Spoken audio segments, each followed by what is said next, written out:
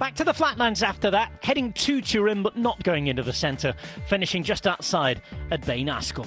The Alps always in the backdrop, but this is a fairly flat race, just 1,500 metres of climbing over almost 200 kilometres of racing. Racing until now has been controlled, but our first live images show us that it's anything but that right now. Tizza, who we saw getting up in the break, was joined by Andrea Pietrobon of Eolo Cometa, Italian rider, Kamil Mołecki, the Polish rider for Lotto Sudol, and Matteo Jorgensen of Movistar. They had an average advantage of around 6 minutes, went down to 4, was 3.5 the last time we checked, and look at what's happened here. On the main climb of the day up to the Superga Basilica, climb up Il Pionetto, only 2 remain in the breakaway. Only 1 minute 9 seconds of an advantage remains. And behind Magnus Bäckstedt, who's with me, Rob Hatch, you can see the race breaking up. And that's what's happening here with Giulio Ciccone and Nilsen Paulus in the white and pink jerseys respectively. There's an opportunity for Bora Hansgrohe to get involved. They do not have a sprinter here. UAE Emirates look like they've got Hirschi up here. They do have a sprinter, however, not the fastest sprinter in Matteo Trentin. This is the back of the race, and now keep your eyes on who's being dropped here, because this might tell us who's not going to be involved in a possible sprint towards the end of the day. Number 63 there for Movistar. Well, 163 for Movistar, if I can read things rightly, is Johan Jacobs. He's a classics rider. 141 there, though, is a big name. That's Olaf Koy. And his team were doing most of the work and controlling all day long. Now, right at the back of the race there, out the back of the peloton, that's not a good sign, is it, for Jumbo-Visma?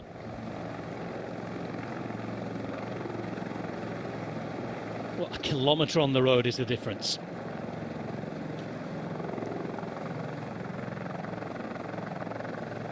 Now, we talked about Mark Cavendish being here, but also there's the winner the other day, Davide Ballerini, who won a sprint the other day, who's here.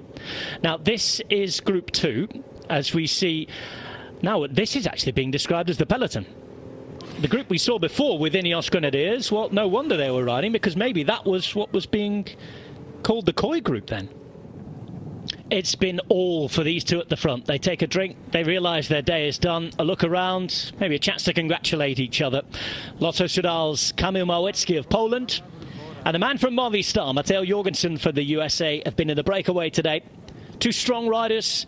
They've given everything, but they're about to be caught by the racers who attacked on the Pionetto climb, Superga Hill. And with 29 Ks to go, this is the situation. The gap coming down, though. At the minute, it's not enough, the pressure from Impi and Tarame, to keep this gap out. It's going down 109. Oh, no. And up in the front here, I think, it is in the front group.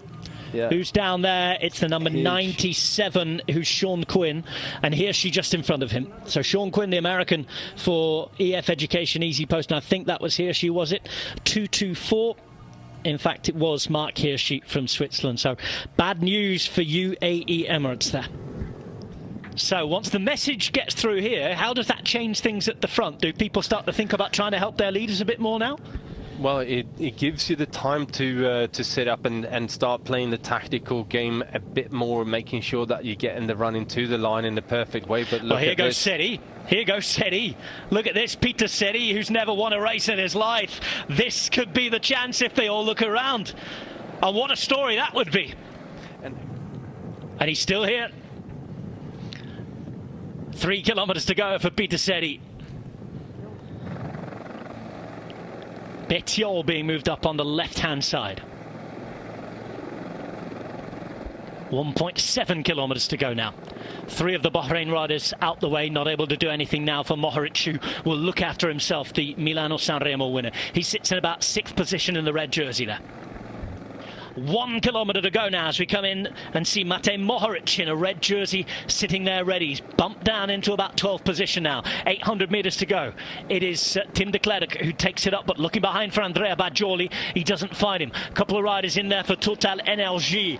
It's Alexis Vuillermoz who's going to try and have a go. It's a real strange old mix this as we're approaching the final 500 metres now. Paulus is trying to keep it as fast as possible. You can see behind too that the national champion of Austria is there. Horst Schartner coming to one final right turn here. When's it going to be let out? Well, with a whole host of riders who aren't used to this sort of thing.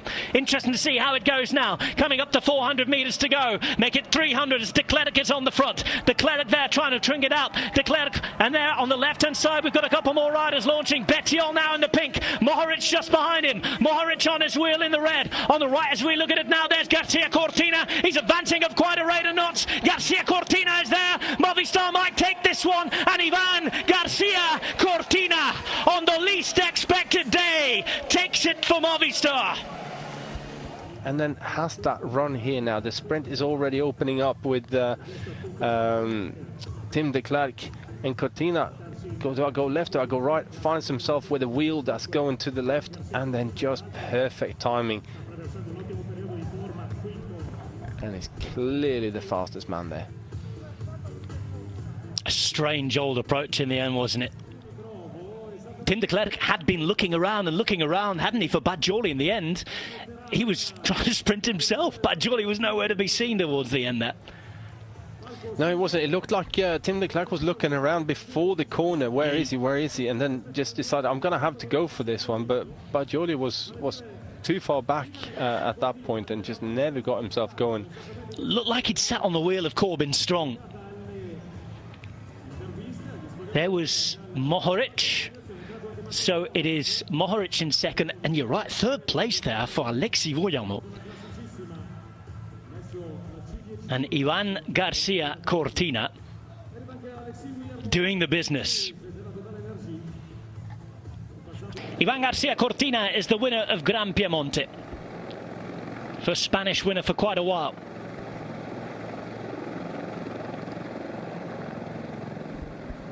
And 11 years after, Dani Moreno took victory in quite a different time.